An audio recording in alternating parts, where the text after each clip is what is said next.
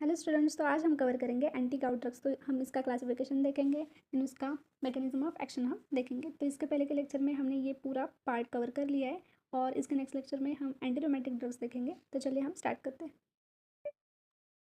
तो anti gout drugs ऐसी drugs होती है जो गाउट के ट्रीटमेंट में यूज़ होती है। तो गाउट क्या होता है? तो एक जॉइंट डिसऑर्डर है, वहाँ पे होता है increase production of uric acid. तो यूरिक एसिड का प्रोडक्शन बहुत ज़्यादा बढ़ जाता है। ओके, तो गाउट के ऊपर मैंने पहले ही लेक्चर बना रखा है, आपके डिटेल में देखना हो तो आप वहाँ पे देख सकते हो। Then where that uric acid crystal get started to secrete in bones of joint. तो देखो यहाँ पे बोन्स होते हैं और यहाँ पे साइनोवियल टिश्यू होते हैं, लिगामेंट्स होते हैं, वहाँ पे जाके यूरिक एसिड जो है वो वहाँ पे जाके डिपॉजिट होना स्टार्ट कर देते हैं। तो यूरिक एसिड कैसे बनता है? प्यूरिन जो होता है हमारे डीएनए आरएनए के पास प्यूरिन होता है, तो प्यूरिन कन्वर्ट होता है जैंथिन में और जैंथिन से जैंथिन ऑक्सीडेज की हेल्प से ये कन्वर्ट होता है यूरिक एसिड में। ठीक है, तो यूरिक एसिड सिंथेसिस्ड फ्रॉम किससे? प्यूरिन या जैंथिन से। ओके, तो देखो जो यूरिक एसिड होता है उसका जो फॉर्म होता है मोनोसोडियम यूरेट क्रिस्टल्स का, वो होता है जो कि जाके यहाँ पे डिपॉजिट होता है। ठीक है, तो मोनोसोडियम यूरेट क्रिस्टल्स क्या होते हैं? देखो मैंने यहाँ पे समझाया था पहले भी। ठीक है, तो यूरिक एसिड जाता है ब्लड के पास, ब्लड का पीएच होता है 7.4। तो जब ये ब्लड के कांटेक्ट में आता है तो ये रिलीज करता है H+ आयन को और क्या करता है? ये सोडियम के साथ जाके कॉम्प्लेक्स फॉर्म कर लेता है और उस कॉम्प्लेक्स को हम बोलते हैं मोनोसोडियम यूरेट क्रिस्टल्स का कॉम्प्लेक्स। ठीक है, देन देखो इसका क्लासिफिकेशन दे रखा है यहाँ पे। क्लासिफिकेशन में क्या है? तो इनहिबिट यूरिक एसिड सिंथेसिस, तो हमको क्या करना है? यूरिक एसिड की सिंथेसिस को रोक देना। देन देखो इंक्रीज यूरिक एसिड एक्सक्रीशन, या हमको क्या करना है? यूरिक एसिड को बहुत ज़्यादा एक्सक्रीट आउट कर देना है, फिर यूरिक एसिड के क्रिस्टल्स नहीं बनेंगे और वो जॉइंट में जाके डिपॉजिट नहीं होंगे। या हम ऐसा कर सकते हैं inhibit neutrophil migration to the joints. तो ये क्या होता है मैं आपको समझाती हूँ अभी। और इनहिबिट इन्फ्लामेशन एंड पेन, तो ये जो पेन किलर्स होते हैं एनएसएआईडीज होते हैं वो देखो यहाँ पे दे रखा है एंटी इन्फ्लामेटरी ड्रग्स। तो मैं आपको समझाती हूँ शॉर्ट में। तो देखो ये होते हैं हमारे जॉइंट्स, यहाँ पे होते हैं हमारे क्रिस्टल का फॉर्मेशन। ओके, तो जब हमारे एंटीबॉडीज़ को पता चलता है, हमारे डब्ल्यूबीसी को जब पता चलता है, हमारे ह्यूमन सिस्टम को जब पता चलता है ये बात, तो डब्ल्यूबीसी क्या करती है? यहाँ पे जाके अटैक कर देती है। डब्ल्यूबीसी यानी होते हैं हमारे न्यूट्रोफाइल्स। ठीक है, तो ये क्या करते हैं? यहाँ पे जाके जो यूरेट क्रिस्टल्स है उनको क्या करते हैं? ब्रेक करते हैं या उनके फॉर्मेशन को रोकते हैं। यहाँ पे डिपोजिशन आप मत करो। तो जब ये जाता है इसके पास, तो ये क्या करता है? डब्ल्यूबीसी क्या करता है? ये होती है हमारी ऑटो ह्यूमन सिस्टम। तो जो ऑटो ह्यूमन सिस्टम होती है वो क्या करेगी? स्वेलिंग करवाती है वहाँ पे। ठीक है, देन रेडनेस हो जाएगी और पेन होता है। ठीक है, तो जब न्यूट्रोफाइल्स जाएंगे यूरिक एसिड जो वहाँ पे डिपॉजिट हो रहा है उनके पास, क्योंकि आप यहाँ पे मत रहो ऐसे बनने के लिए, तो वो क्या करेगा? ऑटो ह्यूमन उसका एक्शन शो करेगा और पेन स्वेलिंग रेडनेस जैसी कंडीशन आएगी। तो न्यूट्रोफिल्स क्या करते हैं? उनका काम करने जाते हैं वहाँ पे, पर क्या शो कर देते हैं? पेन स्वेलिंग रेडनेस ऐसा कुछ आ जाता है। ठीक है, तो ये क्या कर देंगे? इनहिबिट कर देंगे। इनहिबिटर्स जब हम देंगे एंटीगॉड ड्रग्स के, तो ये इनहिबिट कर देंगे उनके माइग्रेशन को, डब्ल्यूबीसी को वो जॉइंट्स के पास नहीं जाने देंगे। ठीक है, देन देखो गाउट जो होता है वो 2 टाइप्स का होता है। एक्यूट गाउट होता है और एक होता है क्रोनिक। तो जो एक्यूट होता है उसमें हम ये वाली ड्रग्स सजेस्ट करते हैं और जो क्रोनिक रिमेनिंग जो बचती है वो वाली ड्रग्स हम क्रोनिक गाउट में दे सकते हैं। तो देखो मैंने अभी आपको बताया जैसे कि वो जो हमारे डब्ल्यूबीसी होती है, हमारी एंटीबॉडी होती है, वो जाती है यूरिक एसिड क्रिस्टल्स के पास और शो करती है इन्फ्लामेशन। ठीक है, रेडनेस, सीवियर पेन वगैरह होता है। ठीक है, तो ये क्यों होता है? प्यूरिन्स या हमारे बॉडी में जो यूरिक एसिड है वो क्यों बढ़ता है? इसके रीजंस क्या? तो देखो डाइट से हम प्यूरिन का इंटेक कर लेते हैं, जैसे कि रेड मीट, सी फूड्स वगैरह, उसमें प्यूरिन की क्वांटिटी बहुत ज़्यादा होती है। ठीक है, देन न्यूक्लिक एसिड जो होता है, न्यूक्लिक एसिड का ब्रेकडाउन जब होता है, डीएनए आरएनए रिलीज होते हैं और वो क्या करते हैं? रिलीज करते हैं प्यूरिन को। तो प्यूरिन मिलता है हमको, तो प्यूरिन क्या करेगा? हाइपोक्सांथिन में कन्वर्ट होता है, xanthine कन्वर्ट होता है यूरिक एसिड में। तो xanthine की वजह से बन रहा है हमारा यूरिक एसिड, ऐसे बन रहा है हमारा यूरिक एसिड। तो यूरिक एसिड क्या करता है? रिलीज करता है H+ को और जो सोडियम होता है वो कॉम्प्लेक्स फॉर्म कर लेता है H+ के साथ, तो फॉर्म हो जाता है मोनोसोडियम यूरेट क्रिस्टल्स और ये क्या करते हैं? डिपॉजिट हो जाते हैं जॉइंट्स में।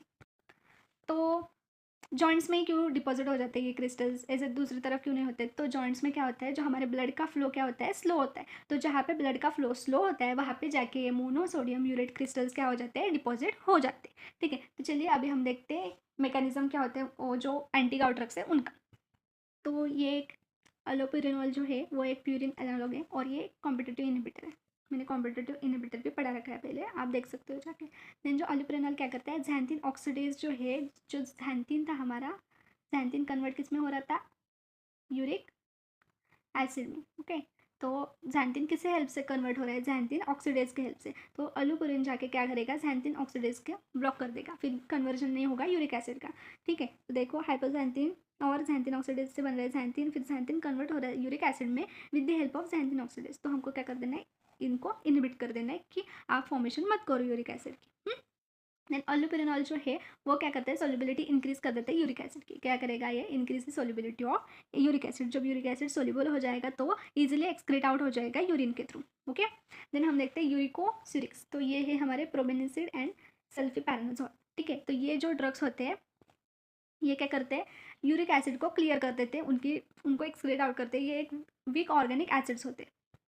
तो जो ये ड्रग्स है ये क्या करेंगे, जो हमारी किडनी है, किडनी के पास हमारा होता है नेफ्रॉन। तो ये देखो ऐसे होता है ना, लूप ऑफ हेनले वगैरह, डीसीटी पीसीटी वगैरह होता है, एसीटी पीसीटी। तो जो पीसीटी होता है, प्रॉक्सिमल कॉन्वोलेटेड ट्यूब्यूल जो होता है, वहाँ पे होता है यूरिएट एनायन एक्सचेंजर। तो वो क्या कर रहा होता है, यूरेट को एब्जॉर्ब कर रहा होता है, यूरिक एसिड को एब्जॉर्ब कर रहा होता है कि बाबा हमको तुम्हारी ज़रूरत है तो आप आ जाओ हमारे पास। तो हमें क्या करना है, यूरिएट एनायन एक्सचेंजर को ब्लॉक कर देना है। जब ये ब्लॉक हो जाएगा तो हमारे यूरिएट का रीएब्जॉर्प्शन नहीं होगा और वो इजीली एक्सक्रीट आउट हो जाएगा यूरिन्स के थ्रू। इसके थ्रू, यूरिन के थ्रू वो एलिमिनेट हो जाएगा, एक्सक्रीट आउट हो जाएगा। और देखो जो NSAIDs थी, तो यहाँ पे क्या होता है, एरिकोडोनिक एसिड होता है, वो चलाता है कॉक्स और लॉक्स पाथवे। जब वो कॉक्स पाथवे चला है तो फॉर्मेशन ऑफ थ्रोम्बेक्सिन एंड प्रोस्टाग्लैंडिन। ठीक है, तो NSAIDs जो होते हैं वो क्या करते हैं, जो एरिकोडोनिक एसिड होता है, एरिकोडोनिक, इससे पहले के लेक्चर में हो चुका है। एरिकोडोनिक एसिड जो है दो पाथवे चलाता है, एक कॉक्स और एक होता है लॉक्स। तो जब वो कॉक्स पाथवे चलाता है तब प्रोस्टाग्लैंडिन एंड थ्रोम्बोक्सिन को रिलीज करता है, और जब लॉक्स पाथवे चलता है तो वो लिकोट्रिनेज को रिलीज करता है। तो ठीक है,